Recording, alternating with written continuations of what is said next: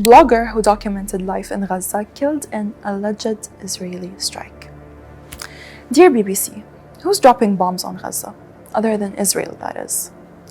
The BBC's use of the term alleged in its headline only serves to downplay Israel's role in this crime, and this wouldn't be the first time.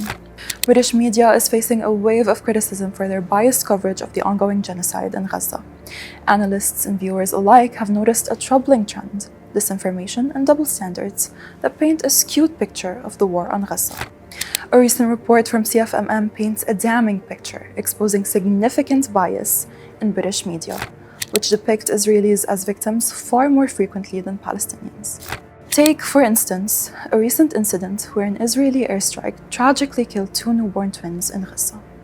How did the UK's leading news channels report on this? Well, they didn't exactly rush to put Israeli strikes in their headlines. Instead, we got vague captions, prompting the question from online users: killed by who? Media analyst Faisal Hanif from the Center for Media Monitoring points out that this isn't an isolated case. Western media outlets have been recycling debunked stories, like the entirely false claim that Hamas beheaded babies. Even Netanyahu himself took this fake narrative all the way to US Congress. And of course, the BBC lapped it up without making the slightest effort to fact-check. Hanif also highlights a classic tactic: the omission of information. When Russia is involved in Ukraine, they're named and shamed, front and center. But when it comes to Gaza, suddenly everyone's playing dumb. Israel's actions are buried or glossed over with sanitized language.